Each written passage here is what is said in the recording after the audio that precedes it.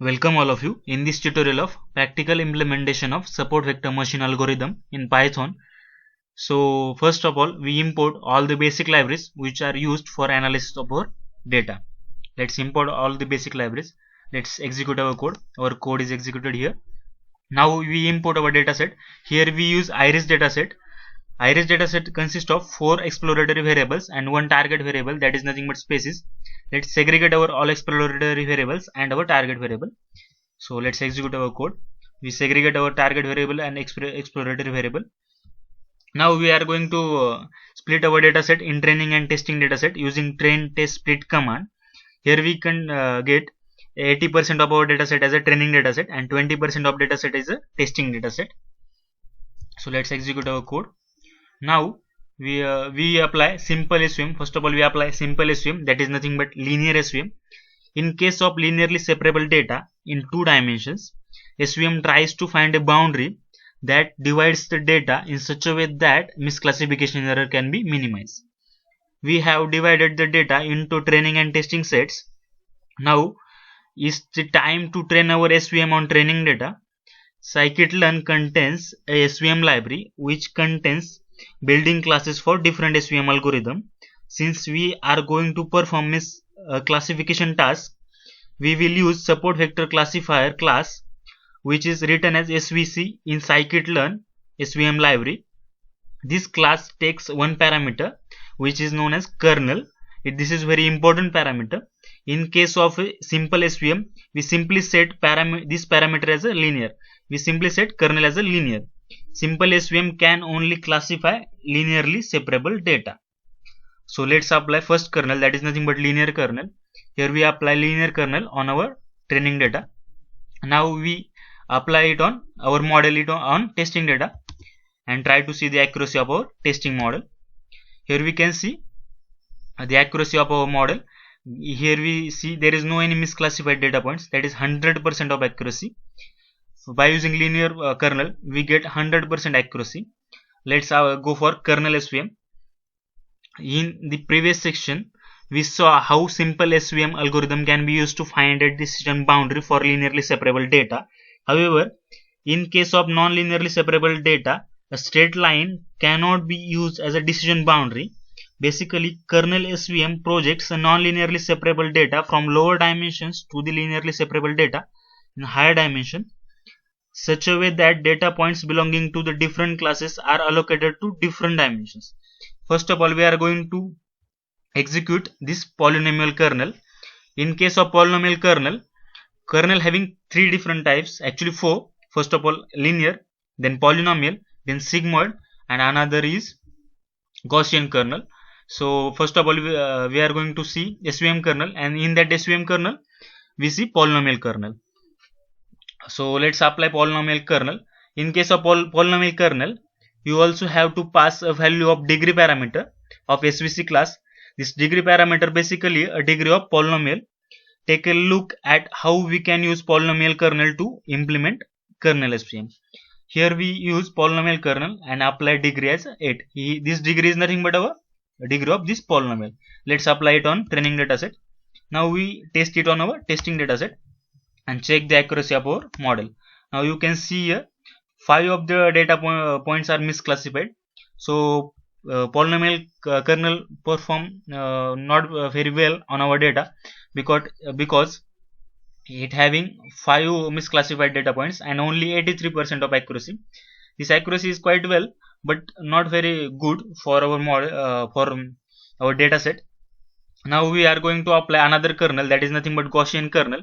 To use Gaussian kernel you have to specify RBF as a value of kernel. Here we can see kernel is RBF, that is nothing but radial basis kernel. So let's apply it on our training dataset and test it on our testing dataset. Now we check our accuracy of our model. Let's check our Gaussian kernel having 96% of accuracy. There is only one misclassified data point. So Gaussian kernel is quite good for our model. Now we are going to apply sigmoid kernel.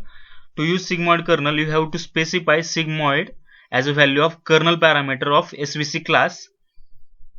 So you have to just put sigmoid in front of kernel to apply sigmoid kernel.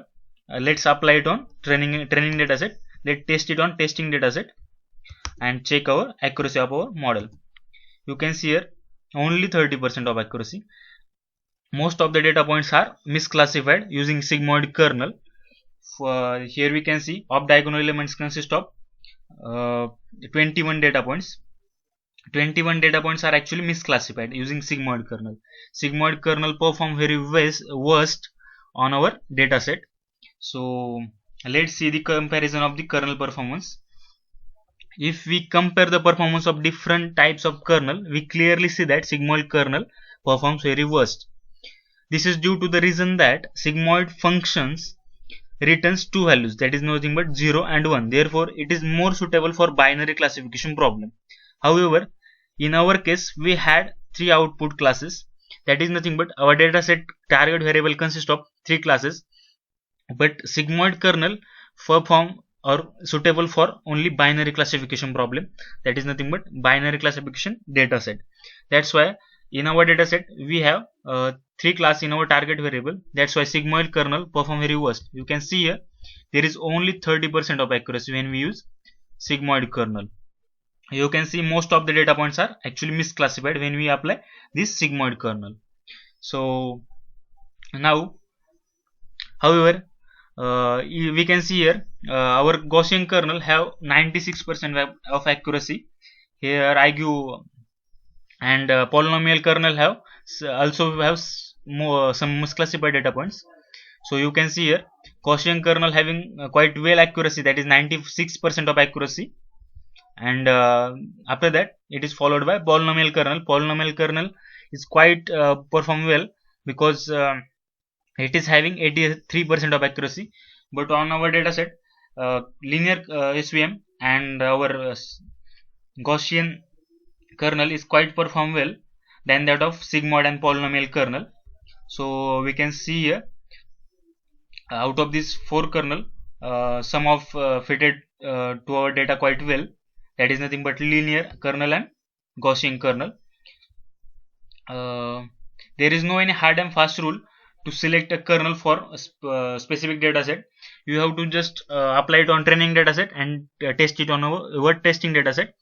And when we get better accuracy from testing dataset, then we can say that this kernel is quite well for our model. Actually, we have to go for trial and error method for applying the kernel. We can see here there is no hard and fast rule as to which kernel perform very best in every scenario. It is all about testing all kernels and selecting one of with the best result on your testing dataset. That is nothing but there is not any hard and fast rule to apply kernel for different for specific dataset. You have to just use trial and error method. We have to apply all kernels on training dataset and try to test it on testing dataset. If we get better accuracy for particular kernel, then we have to use this kernel for our model.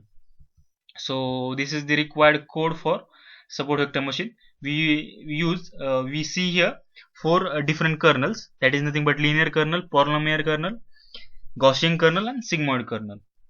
These are the four types of kernels which are used in support vector machine algorithm. This is the required code for support vector machine. So thank you all of you.